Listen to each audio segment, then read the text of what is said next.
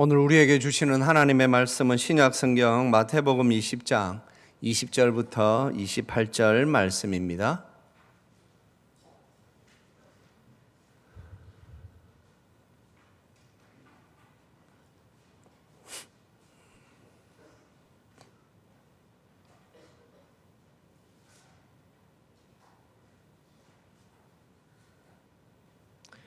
네, 저와 우리 성도님들 한 절씩 받들어 읽겠습니다. 그때에 세베대의 아들의 어머니가 그 아들들을 데리고 예수께 와서 절하며 무엇을 구하니?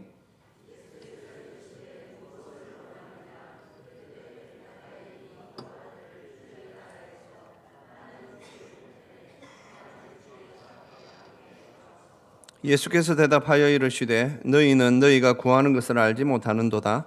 내가 마시려는 잔을 너희가 마실 수 있느냐? 그들이 말하되 할 수 있나이다.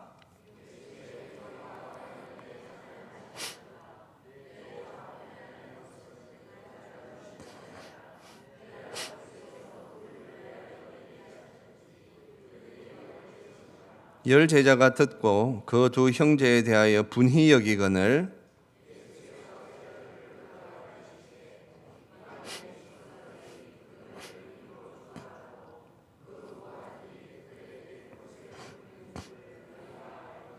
너희 중에는 그렇지 않아야 하나니 너희 중에 누구든지 크고자 하는 자는 너희를 섬기는 자가 되고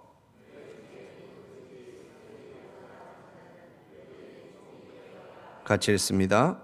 인자가 온 것은 섬김을 받으려 함이 아니라 도리어 섬기려 하고 자기 목숨을 많은 사람의 대속물로 주려 함이니라. 아멘. 기도하겠습니다. 하나님 아버지, 은혜 감사합니다. 주님, 저희들에게 우리 주 예수 그리스도를 보내어 주셔서 그 그리스도의 언덕으로 저희들이 마귀의 종, 마귀의 자녀에서 하나님의 자녀가 되는 영광을 누리게 하시니 감사합니다.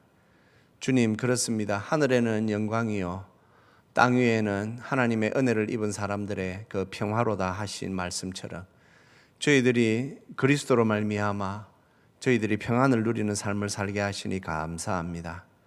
주님, 그렇다면 더욱 나아가 저희들이 그리스도인으로서 어떻게 살아야 합니까? 오늘 이 말씀을 통하여 우리가 살아야 할 그 삶을 말씀으로 보여주옵시고 저희들이 깨달아 말씀대로 살게 하여 주시옵소서.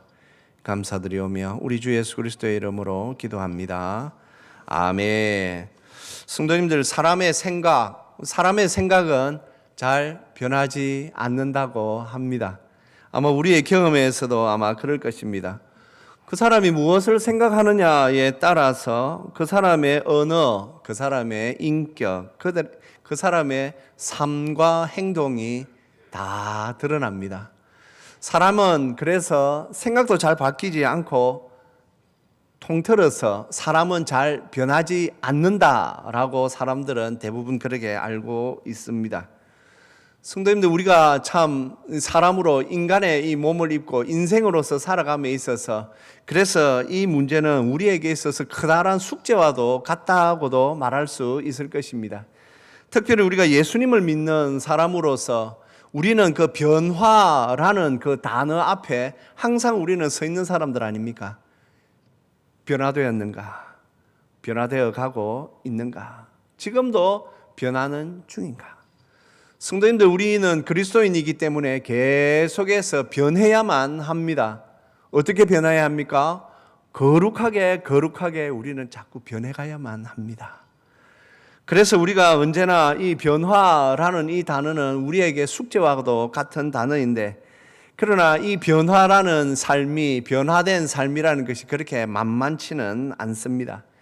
우리가 지난주 히브리서 말씀을 들었던 것처럼 우리가 들은 말씀을 잘 붙잡고 하나님 앞에서 우리가 정돈된 삶을 제대로 살지 않으면 우리가 흘러 떠내려 갈 수밖에 없는 우리의 연약함이 우리에게 있는 것 우리가 알고 있지 않습니까? 이것이 얼마나 어려운지 사도행전에 보면 사도들이 이제 예수님이 보내주신 그 성령으로 말미암아 그들의 사역이 막 시작됩니다. 그런데 성도님들, 이 사역이 계속되는 가운데 그들에게 그 당시 가장 중요한 사역 중에 하나가 구제가 있었습니다. 특별히 2000년 전이나 지금이나 참 어려운 사람들은 어디에나 있고, 특별히 2000년 전에는 홀로 된 분들의 삶이 그렇게 쉽지는 않았습니다. 그래서 교회에서 홀로 된 분들에 대한 구제가 원활히 잘 이루어져야만 했는데, 어느 날 보니까 말이죠, 그 구제가 히브리 이 성향을 우리 이 유대인 출신의 성도들에게 구제가 조금 더 잘 이루어지고 있고, 이방인으로서 예수님을 믿게 된 헬라파 말이죠, 홀로 된 분들의 구제가 소홀히 되고 있다라는 것 때문에 교회 안에 문제가 조금 발생했습니다. 그때 사도들이 보인 반응이 사도행전 6장에 이렇게 기록되어져 있습니다.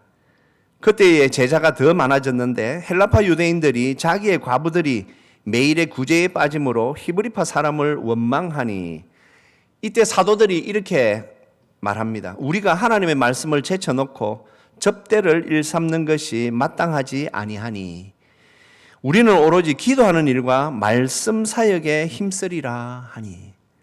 성도님들, 사도들도 그랬다고요.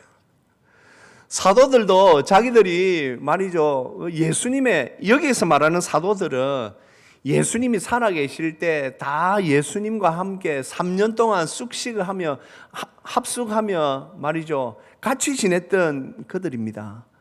그리고 오순절 성령 강림 때 제일 먼저 그 성령의 체험을 하여 정말 우리가 볼 때에는 가장 그 뜨거운 신앙생활을 했던 분들이라고 말할 수 있는 분들인데도 그분들도 자칫 잘못하니 이런 일이 일어났단 말이죠.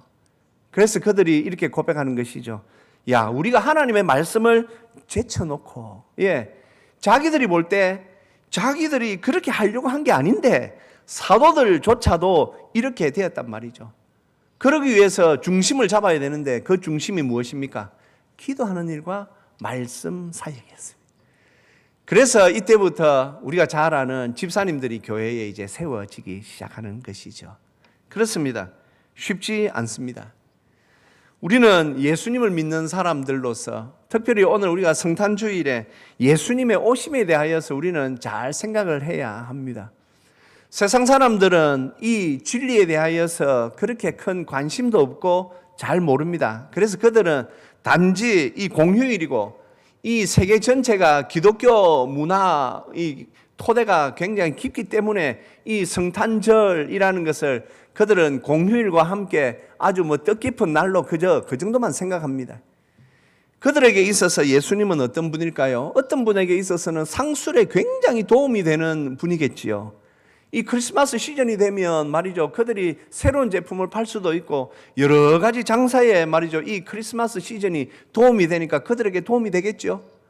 여러 문제로 이 예수님의 말이죠, 오심을 생각하는 사람들이 있을 것입니다. 우리는 어떻게 해야 되겠습니까? 성도님, 오늘 우리가 마태복음 20장 말씀을 듣습니다. 마태복음 20장이라 그러면 이제 우리 주님께서 곧 말이죠, 곧 마지막 유월절을 지켜야 되는 그런 때입니다. 그리고 또 우리 주님께서는 분명히 오늘도 이 말씀을 통하여 십자가에 대하여서 주님은 말씀하시고 있으십니다. 예수님이 왜 이 땅에 오셨는가? 우리가 이 사실을 제대로 생각하지 아니하고 교회에 다닌다면 우리도 또한 말이죠, 제대로 된 진리를 손에 붙잡지 아니하고 그냥 교회만 왔다 갔다 하는 사람이 될 수 있습니다. 오늘 우리 주님께서 섬김에 대하여 말씀하십니다. 섬김, 그리스도인들이 가장 좋아하는 말 중에 하나이고 지금 우리 한국 사회 안에서 이 섬김이라는 이름이 들어가는 예배당 숫자가 어마어마하게 많이 있습니다. 그만큼 사람들은 이 섬김에 대하여서 좋아하지요. 오늘 우리 주님께서 섬김에 대하여서 말씀하십니다. 내가 이 땅에 왜 왔느냐? 내가 너희들에게 온 이유가 무엇이냐? 이거 중요하지 않습니까? 이것이 어쩌면 예수님이 이 땅에 오신 그 말이죠, 사건의 핵심이 될 수 있는데 오늘 우리 주님께서 그 핵심을 제자들에게 말씀하고 있는 것입니다. 그럼에도 오늘 보면 이 두 제자의 어머니가 잘못된 이 방향을 가지고 예수님께 나옵니다.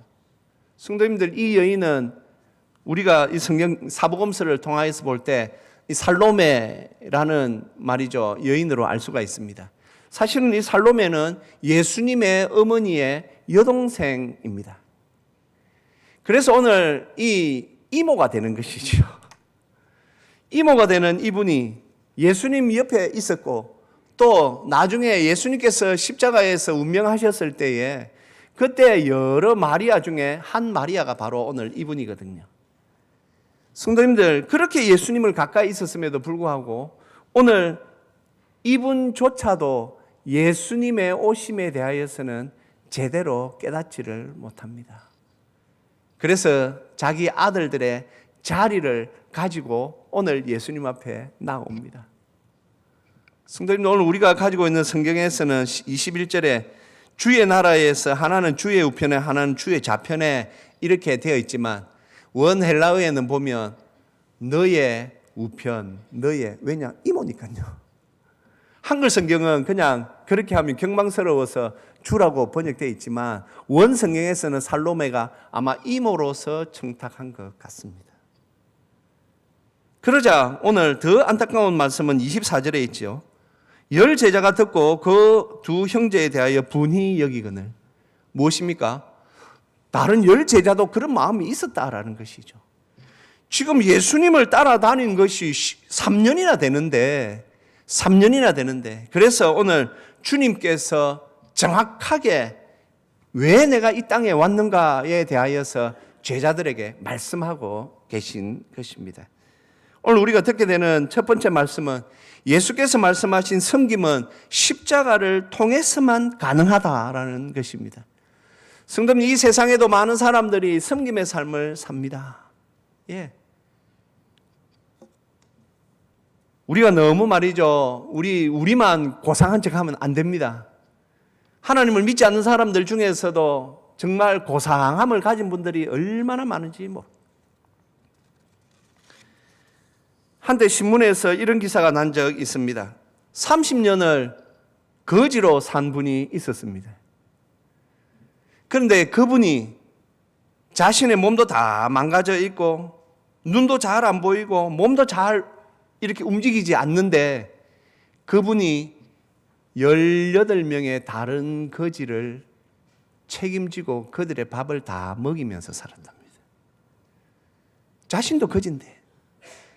그래서 보니까 가톨릭 대상이라는 상을 받은 사연이 신문에 공개됐습니다. 자기도 거지면서 거지들 18명을 평생 먹여 살렸다. 성도님들, 우리가 거지라고 함부로 대할 수 있습니까? 생각할 수 있습니까? 저는 참 이 일을 글로 읽으면서 참 부끄럽다. 참 부끄럽다. 참 이분은 제대로 된 섬김의 삶을 살았구나. 성도님, 우리가 이거 인정할 수밖에 없는 것 아닙니까? 그러나 오늘 주님께서 말씀하시는 섬김은 그러면 무엇입니까? 우리 주님께서 말씀하시는 섬김은 항상 이 십자가를 염두에 두고 우리에게 말씀하십니다. 28절 말씀 한번 올려봐 주십시오. 우리 같이 한번 읽겠습니다. 인자가 온 것은 섬김을 받으려 함이 아니라 도리어 섬기려 하고 자기 목숨을 많은 사람의 대속물로 주려 함이니라. 아멘. 성도님, 우리 기독교 신앙에는 이 섬김이라는 말이 있습니다. 주님께서 이 섬기기 위하여 이 땅에 오셨다라고 하는 이 말씀. 그렇다면 그리스도인인 우리가 섬김의 삶을 어떻게 살 수 있습니까? 십자가를 통과해야 됩니다. 내가 십자가를 통과해야 합니다.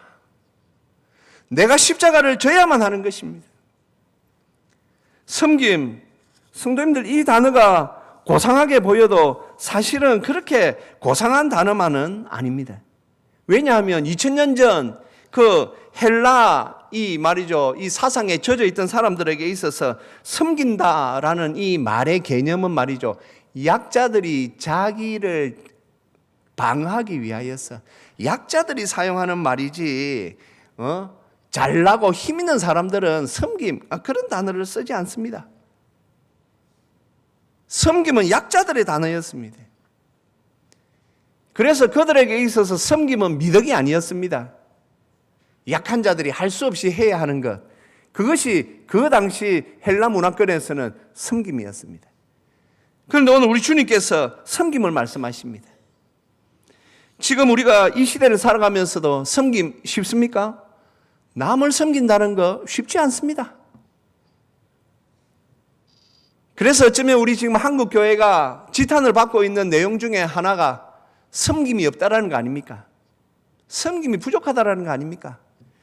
한국 교회가 처음부터 그랬습니까? 아니요. 우리 한국 교회는 섬김의 이 미덕, 섬김의 이 덕이 살아있는 교회였습니다. 어디든지 우리 그리스도인들이 있었습니다. 우리 그리스도인들이 어렵고 힘든 분들 있을 때 언제든지 그리스도인들이 먼저 달려갔습니다. 성도님, 우리나라 역사 가운데 말이죠, 한센시병, 나병 환자들을 위하여 애쓰고 힘쓴 분 하면 우리나라 사람들은 손양원 목사님을 생각하지 다른 사람 그렇게 떠올리는 인물 없습니다. 손양원 목사님 말이죠, 그 어려운 그 시절에 나환자들과 함께 먹고 뒹굴며 그렇게 살았던 거, 그 섬김 어디에서 나옵니까? 손양원 목사님은 십자가를 통과한 분입니다. 십자가를 통과하면 이 섬김이 몸에 배이게 된다는 것이지요. 제자들은 오늘 12명 똑같습니다. 3년 동안 우리 주님과 합숙하며 그들이 삶을 지냈지만 그들은 이 섬김이라는 단어가 그 당시 사상적으로 가지고 있던 그 섬김밖에 없었습니다. 그래서 우리 주님께서 아예 노골적으로 말씀하시는 것이죠. 내가 이 세상에 온 이유는 섬김을 받으려 함이 아니라 내가 섬기려 왔다. 제자들이 이 말을 들었을 때 아마 놀랐을 것입니다. 아니, 하나님이신 주께서 우리의 섬김을 받아야 마땅하지요. 왜 우리를 섬기십니까? 하지만 주님은 다르다라는 것을 분명히 말씀하셨습니다. 사랑하는 성도님들, 우리의 삶은 다릅니까? 우리의 삶은 지금 이 세상 사람들과 비교해봐서 얼마나 다릅니까? 우리가 이 성탄주의를 맞이하여서 우리를 위하여 하나님께서 구주 예수님을 보내주신 것, 이것은 마땅히 감사해야 할 문제이지요. 그래서 우리는 감사합니다. 그리고 어떻게 해요? 감사만 하면 됩니까? 감사하고 난 뒤에 우리의 삶이 있어야지요. 예수님께서는 분명히 내가 이 땅에 온 목적은 섬김을 받으려 함이 아니라 내가 섬기려고 왔다. 너희들도 섬겨야 하는 자가 되어야 한다. 주님께서 26절에 너희 중에는 그렇지 않아야 하나니 너희 중에 누구든지 크고자 하는 자는 너희를 섬기는 자가 되고 주님께서 우리에게 섬김에 대하여서 이렇게까지 말씀하셨습니다. 나는 지금 어떠한 삶을 살고 있느냐? 나는 사람들을 섬기는 삶을 살고 있느냐? 성도님들, 그렇다면 또 섬기는 거 쉽지 않아요. 맞습니다. 그래서 제가 이렇게 말씀드리죠. 섬김은 그리스도 십자가를 통과해야만 가능합니다.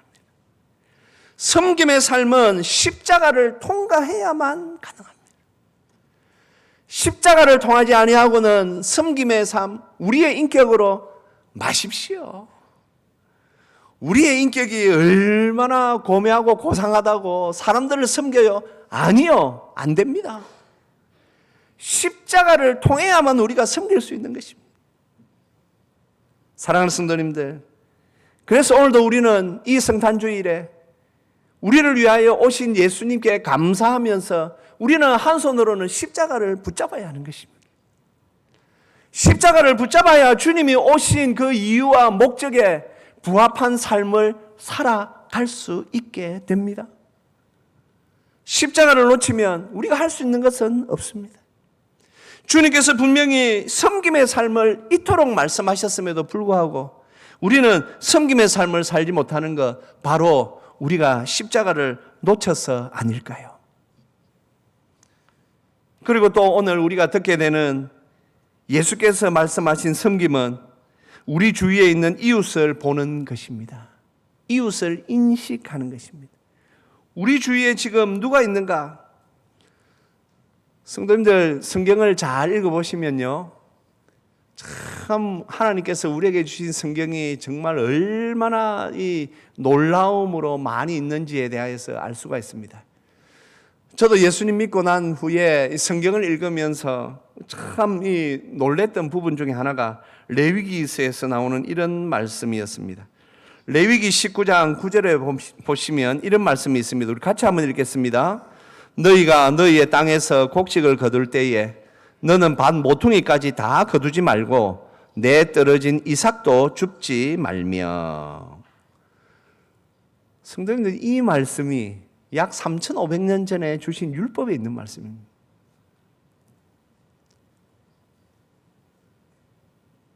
무슨 말씀인가 아시겠죠? 추수를 하는데 그 당시에는 낫이나 뭐 그런 도구로 안 했겠습니까? 땅에 떨어진 것들. 그런데 오늘 여기 보니 밭 모퉁이까지는 다 하지 마라. 모퉁이에 있는 것들은 좀 모퉁이 좀 놔놓고 떨어진 이삭도 줍지 말라. 왜요? 먼저 가난한 이웃이 와서 눈치 안 보고 주워갈 수 있도록. 그리고 하나님께서 먹이시는 짐승들이 또 와서 먹을 수 있도록. 성도님들, 하나님께서는 언제나 우리가 섬겨야 할 우리의 이웃이 있다라는 것을 이렇게 말씀하십니다. 13절에는 또 이런 말씀이 있습니다. 너는 내 이웃을 억압하지 말며 착취하지 말며 품꾼의 싹을 아침까지 밤새도록 내게 두지 말며. 제때제때 임금도 주고 사람들에 대하여서 억압하거나 착취하지 말라. 그런데 지금 우리 주위에 이런 말들이 아직까지도 들려오고 있다 하니 3,500년 전에 주신 말씀에 이 말씀이 있다는 것 얼마나 놀랍습니까? 성도님들, 우리의 신앙은 바로 이런 신앙입니다. 구약이라고 해서 우리와 상관없습니까? 더 이어서 18절에는 우리 같이 한번 읽겠습니다. 원수를 갚지 말며 동포를 원망하지 말며 내 이웃 사랑하기를 내 자신과 같이 사랑하라. 나는 여호와이니라. 아멘. 사랑하는 성도님들, 하나님께서 우리에게 주신 말씀은 구약 신약이 이렇게 한 맥락입니다. 그래서 우리 주님께서 오늘 섬김을 말씀하신 것이지요. 주님께서 말씀하신 섬김에 우리의 이웃들이 이제 있습니다. 우리 주위에 있는 이웃이 눈에 보이십니까? 성도님들 주위에 혹 어렵고 힘든 상황 속에 있는 분들 있으십니까? 우리 교회는 그렇게 많지는 않지만 우리 교회도 구제하기 위하여 애쓰고 있습니다. 그런데 우리 구제위원, 우리 장로님들, 집사님들이 가장 어려운 것 중에 하나가 뭐냐 하면 구제 대상자를 선정하는 것이 힘들단 말이에요. 우리 성도님들이 직접 하시지 않더라도 조금만 더 눈을 열어서 주위를 좀 살펴보십시오. 우리가 섬겨야 할 사람들이 있는지 없는지를 우리가 봐야지요. 그리고 내가 못하겠다면 우리 교회에 알려주셔야지요. 우리 주위에 이런 분이 있습니다. 제 주위에 이런 분이 있습니다. 한번 살펴보십시오. 그렇게만 말씀해 주셔도 우리 장로님들, 우리 집사님들이 충분히 알아보고 그분들에게 조금이라도 우리가 도울 수가 있습니다. 하나님께서 우리에게 우리 주위에 우리가 섬겨야 할 이웃이 있다고 분명히 말씀하신 것, 우리가 이거 기억하는 것이 성탄절의 깊은 의미 중에 하나입니다. 그러니 성도님들, 오늘 하나님께서 우리에게 이 주신 말씀을 잘 새겨야 할 것입니다. 이제 마지막 6월절을 지내시며 우리 주님께서 제자들의 발을 씻기셨습니다. 제자들의 발을 씻기려 하니 제자들이 깜짝 놀랍니다. 아니 주님, 우리가 주님의 발을 씻어드려야 하지 않습니까? 우리 주님께서 요한복음 13장에서 이렇게 말씀하십니다. 우리 같이 읽겠습니다. 내가 너희에게 행한 것 같이 너희도 행하게 하려 하여 본을 보였노라. 너희가 이것을 알고 행하면 복이 있으리라. 아멘. 성도님들, 섬김은 복입니다. 오늘 우리 주님께서 말씀하셨죠. 내가 너희들의 발을 씻기는 것, 이 섬김은 너희도 행하게 하려고 내가 본을 보였다. 그리고 너희들이 이것을 알고 행하면 우리가 십자가를 통과한 그 믿음을 가지고 섬김을, 그리고 우리 주위의 이웃들을 우리가 말이죠 섬기는 그 삶을 살면 복이 있으리라. 그래서 성탄은 우리에게 있어서 복입니다. 예수님은 우리에게 있어서 복입니다. 예수님의 말씀을 따라 살면 복을 받습니다. 네, 바로 이 복을 받습니다. 우리는 이 복을 받아야만 합니다. 우리가 어떻게 살아야 되겠습니까? 복 받으면서 살아야 됩니다.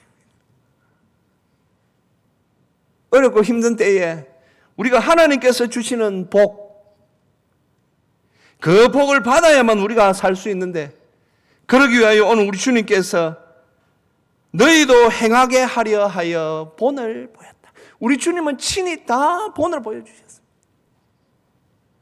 그리고는 말씀하십니다. 너희가 이것을 알고 행하면 복이 있으리라. 사랑하는 성도님들, 우리가 이 성탄주의를 맞이하고 또 우리 성탄절을 우리가 맞이하면서 우리의 삶을 잘 돌아보아야 할 것입니다. 다른 데 관심을 두지 마십시오. 내가 예수님 믿어가지고 덕볼 게 뭐냐? 성도님들, 그것이 중요한 것이 아닙니다. 주님께서 말씀하셨습니다. 내가 온 이유는 내가 너희를 섬기려 합니다. 너희도 섬겨야만 한다. 너희도 행하여야 한다. 그것을 위하여 내가 본을 보였노라. 이 말씀을 기억하며 우리가 우리 자신이 십자가를 통과하고, 그리고 우리 이웃에 있는 우리가 섬겨야 할 대상들을 조금 더 우리가 찾아보고, 그렇게 하여서 예수님의 참된 제자로서 이 시대를 사는 것, 그것이 바로 올바른 성탄의 의미일 것입니다. 우리가 이 뜻깊은 성탄주일에 하나님께서 주신 은혜에 감사하며 우리의 삶을 다시 한번 하나님 앞에 내려놓고, 주님, 제가 지금 이렇게 살고 있습니까? 주님, 올 2024년 제가 어떻게 살았습니까? 이 말씀을 생각하시며 우리 자신들을 다 돌아볼 수 있기를 주님의 이름으로 축복합니다.